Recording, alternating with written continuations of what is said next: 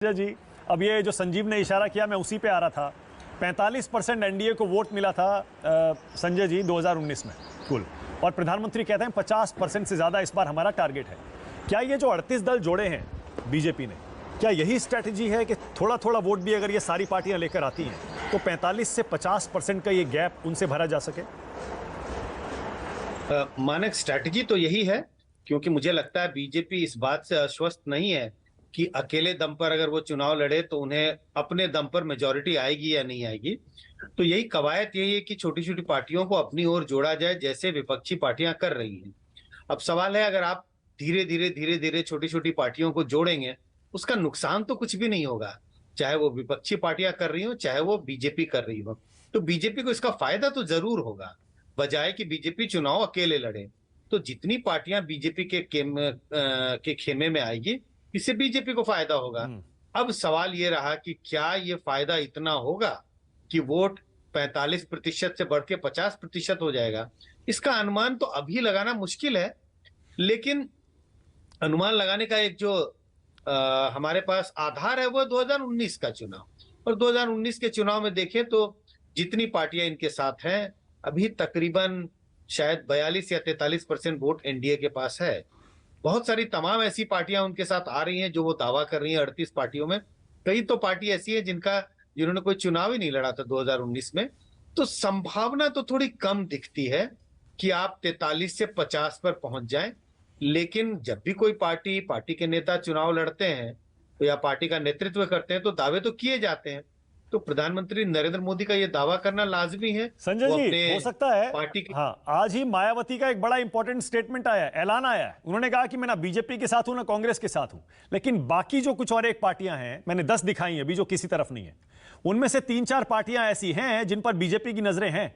हो सकता है कि 50% जो प्रधानमंत्री कह रहे हैं उसमें वो फैक्टर इन करके चल रहे हो कि ये पार्टियां अगर एनडीए में आ जाती हैं तो हम 50% छू सकते हैं। अब ये तो मुझे नहीं लगता ये कोई विश्लेषण का मुद्दा है। जरूर फैक्टर इन कर रही होंगी पार्टियां, अभी भी कोशिश कर रही हैं। विपक्षी पार्टियों भी कोशिश कर रही होंगी कुछ उनके कुनबे में आ जाए, उनके खेमे में चले जाए। और जाहिर है बीजेपी भी कोशिश करेगी। जो ढेर सारी रीजनल पार्टियां अभी भी छूटी हुई हैं, और उनमें 3 पार्टियों का आपने जिक्र किया जो राज्य में जिनकी सरकारें हैं, तो कोशिश तो जारी रहेगी। और अगर इस कोशिश में बीजेपी सफल हो जाए, मान लीजिए 4 पार्टियां इनके तरफ चली आई, तो बीजेपी का वोट तो बढ़ेगा, घटने का तो कोई सवाल ही नहीं उठता। ये तो बहुत सीधा विश्लेषण है। जितनी पार्टियां आपके साथ आएंगी आपका वोट बढ़ेगा। अगर 4 पार्टियां और आ गई तो बीजेपी एनडीए का वोट बढ़ता हुआ दिखाई पड़ेगा। अब फिर भी वो 50 छूता है या नहीं छूता है, ये तो आने वाला समय बताएगा। बिल्कुल सही है प्रदीप जी। इनमें से कुछ एक पार्टियों को आप देखते हैं बीजेपी की तरफ जाते हुए, जैसे बीएसपी को लेकर, मायावती को लेकर कई महीनों से, सालों से अटकलें चल रही हैं। फिर वाईएसआरसीपी को लेकर उन्होंने तो बार बार समर्थन भी दिया है केंद्र को संसद में कई मुद्दों पर। फिर बीजेडी है, उनके साथ भी एक अंडरस्टैंडिंग बताई जाती है। फिर अभी तो बीआरएस वाले भी हैं। नहीं, मुझे नहीं लगता कि बीजेडी या बीआरएस या वाईआरसीपी जो है बीजेपी के साथ आने वाली है या एनडीए का हिस्सा बनने वाली है 2024 से पहले। ये पार्टियां, खासतौर से बीजेडी या वाईआरसीपी, इसी तरह से स्ट्रेटजी के तहत आप केंद्र राज्य संबंध को देखते हुए अपने राज्य के फायदे के लिए समय समय पर मदद संसद में कर सकती है, उससे ज्यादा नहीं। लेकिन 2-3 पार्टियां और हैं जो जिनके आने की संभावना, जैसे जेडीएस कर्नाटक में है, या अकाली दल है पंजाब में, ये पार्टियां ऐसी, या टीडीपी है आंध्र प्रदेश में। ये पार्टियां जो बीजेपी के साथ पहले रही हैं, जेडीएस को छोड़कर बाकी दोनों पार्टियां एनडीए का हिस्सा रही हैं, तो वो आ सकती हैं। बातचीत भी चल रही है, कम से कम टीडीपी और जेडीएस से तो दोनों से बातचीत तो चल ही रही है।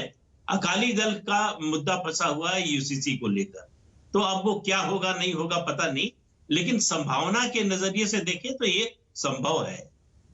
ओके, संजीव श्रीवास्तव, एक छोटा सा कमेंट चाह रहा हूं संजीव आपसे। मायावती की स्ट्रैटेजी को आप कैसे देख रहे हैं? वो ना इधर ना उधर। संजीव,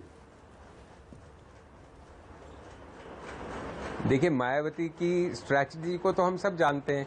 अब वो उनकी स्ट्रैटेजी कह लें कि उनकी मजबूरी कह दें, उससे हर राजनीतिक व्यक्ति परिचित है कि उनकी क्या मजबूरी है या उनकी क्या राजनीति है इस समय। तो वो तो एक किस्म का उनका बिल्कुल ओपन सा गेम है। मैं प्रदीप जी की बात को थोड़ा सा बढ़ा रहा हूँ कि बीजेडी और जगन मोहन रेड्डी वाली पार्टी कभी नहीं इसलिए भी आ सकती।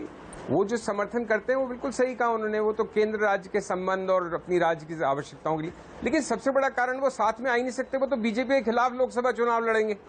भाई बीजेडी की आज 12 सीटें हैं, जगन मोहन की 22 सीटें हैं, तो वो कैसे हैं दूसरे के कैंडिडेट्स को हरा के? तो उनको अपना कैंडिडेट लड़ना है, खड़ा करना है, या तो बीजेपी वहां सारी सीटें उनके लिए छोड़ दे, वो भी संभव नहीं है बीजेपी के लिए। इसलिए वो तो चुनाव के बाद की होंगे, अगर जो भी गणित बैठेगी, वो पहले नहीं आ सकते। और बाकी मायावती का मैंने आपको जवाब दिया। ऑलराइट, मेरे पास टाइम कम है। सुरेंद्र राजपूत और के शर्मा को एक एक कमेंट में दे सकता हूं।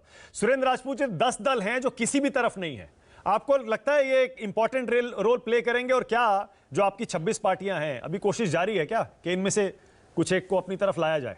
सुरेंद्र राजपूत। बिल्कुल, जो लोग भी भारतीय जनता पार्टी के मायावी शासन के खिलाफ लड़ना चाहते हैं और अपना बहुत नीट एंड क्लीन रिकॉर्ड रखना चाहते हैं, निश्चित तौर पर जनता के दबाव में और जनता के नेतृत्व में इस गठबंधन में आएंगे। और ये लड़ाई, मानक भाई, मैं बहुत जिम्मेवारी से कहता हूं, ये लड़ाई देशभक्तों और अंधभक्तों के बीच में है, और जे देशभक्त जीतेगा इसमें कहीं कोई शर्मा, आपकी बारी है। जितना भारतीय जनता पार्टी इंडिया के मुखालिफ बोलेगी, उतना ज्यादा है भारतीय जनता पार्टी। के शर्मा, आपकी बारी, बोलिए। पिछले टर्म में बोल नहीं पाया था, इसलिए मैं जो आपने महत्वपूर्ण नीतीश कुमार जी का मुद्दा उठाया, मैं उस पर जरूर बोलना चाहता हूं। देखिए, कल कांग्रेस ने नीतीश कुमार जी को उनकी औकात समझा दी है, उनकी हैसियत भी समझाई है।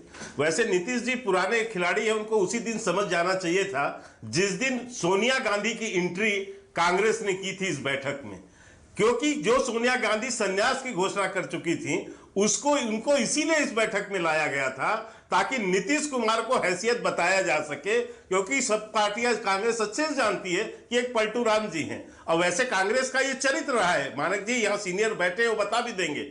2009 में चुनाव जीतने के बाद समाजवादी पार्टी 34-35 सांसदों के साथ समर्थन का पत्र लेके अमर सिंह, मुलायम सिंह घूमते रहे। कांग्रेस ने उन्हें बाहर दिखाया, जो 2008 में समर्थन किए थे। इसी लालू प्रसाद यादव को 2009 में अपने उससे बाहर कर दिया, गठबंधन से, उनको एक मंत्री पद नहीं दिया। तो ये कांग्रेस का पुराना मेरे पास टाइम खत्म। राजीव जी को मौका देना पड़ेगा मुझे जवाब देने का, क्योंकि आपने राजीव जी पर सवाल उठाया, उनकी पार्टी पर। राजीव जी बोलिए। देखिए, भारतीय जनता पार्टी की बौखलाहट और बेचैनी उनकी शब्दावली से बिल्कुल स्पष्ट है, और ऐसे बेसिर पैर के जो बयान आ सकते हैं वो तभी आते हैं जब आपके सामने बिल्कुल ही ऐसा दिखता है कि आपका कोई भविष्य नहीं है। 2024-2019 नहीं है, उल्टी गिनती शुरू हो गई है, और 19 के आंकड़ों का जो लोग भी उसके आधार पर कोई यहाँ विश्लेषण करना चाहते हैं, मैं उनको जरूर कहूंगा, गंगा में पानी बहुत बह चुका है। 24 पुलवामा का सच भी पूरे देश को मालूम हो गया है कि किस तरह से 40 जाने इन लोगों राजीव जी, माफी के साथ